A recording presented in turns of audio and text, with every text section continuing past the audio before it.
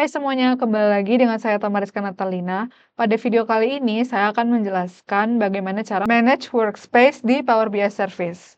Tapi sebelum lanjut ke videonya, jangan lupa subscribe channel YouTube ini dulu ya.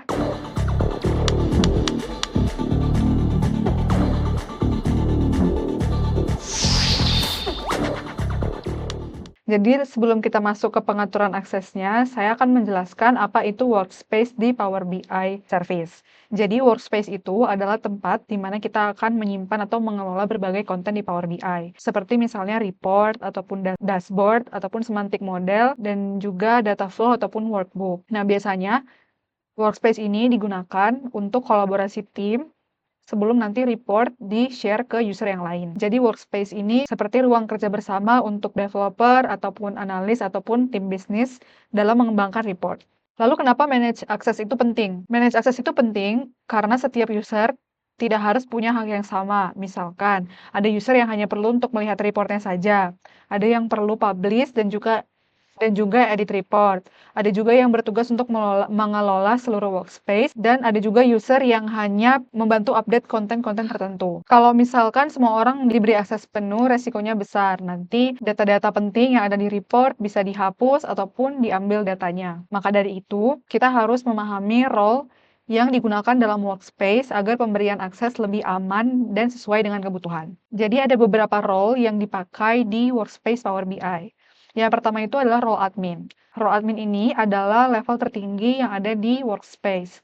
Admin bisa menambahkan atau menghapus user, bisa juga mengubah role user lain, bisa juga mengedit dan menghapus konten-konten yang ada di workspace, bisa mengatur setting dari workspace, dan juga mengelola akses workspace secara penuh. Biasanya role ini digunakan ke orang yang memang bertanggung jawab atas pengelolaan workspace. Selanjutnya ada role member. Role member ini biasanya digunakan atau diberikan untuk user yang aktif berkolaborasi dalam workspace. Jadi untuk member ini bisa melihat isi workspace, bisa mengedit konten-konten yang ada di workspace tersebut, lalu bisa juga publish report dari Power BI Desktop, bisa juga membuat atau mengubah dashboard, dan juga bisa share konten yang ada di workspace jika diizinkan oleh organisasi. Lalu selanjutnya ada role kontributor. Untuk kontributor ini cocok untuk user yang terlibat dalam pembuatan konten, tapi tidak perlu mengelola user access. Jadi untuk kontributor ini, dia itu bisa upload dan juga publish konten seperti dashboard ataupun report, bisa mengedit report dan mengedit dataset tertentu, dan juga bisa membuat konten baru di workspace. Selanjutnya yang terakhir adalah role viewer. Untuk viewer itu adalah dia role yang mempunyai akses paling terbatas.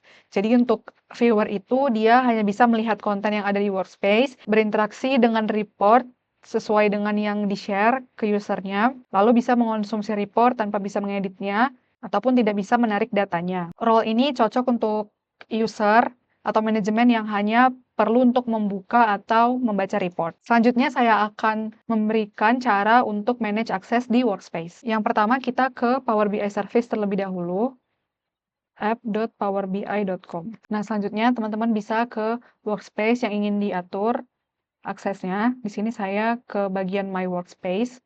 Di sini saya ke bagian Workspace Trial, misalkan. Nah, di sini ada Manage Access di sebelah kanan atas, bisa diklik. Nah, di sini saya sebagai admin. Nah, kalau misalkan teman-teman ingin menambahkan user lain ke workspace ini, bisa klik yang add people or groups. Jadi, teman-teman bisa menambahkan user per satu user, ataupun kalau di organisasi teman-teman ada grup langsung, misalnya grup sales ataupun grup finance, itu bisa langsung ditambahkan grupnya ke dalam workspace ini. Jadi, orang-orang yang ada di grup tersebut bisa langsung mengakses workspace-nya. Misalkan kita add satu orang. Nah, untuk mengatur role-nya itu ada di bagian sini, kita klik. Ada beberapa role yang sudah saya jelaskan sebelumnya, ada admin, member, kontributor, dan juga viewer. Nah, saya mau untuk user ini, dia hanya bisa melihat isi konten-konten yang ada di workspace ini, jadi saya pilih viewer saja.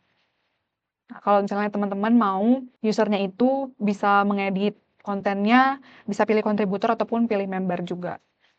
Kalau sudah dipilih role-nya, kita bisa klik add.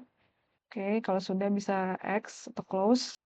Nah, nanti di sini akan ditampilkan user siapa saja yang sudah dimasukkan ke dalam workspace ini. Nanti teman-teman tinggal share aja link workspace-nya, atau usernya bisa langsung buka di Power BI service-nya masing-masing. Sekian penjelasan saya tentang bagaimana cara manage akses di Power BI Service.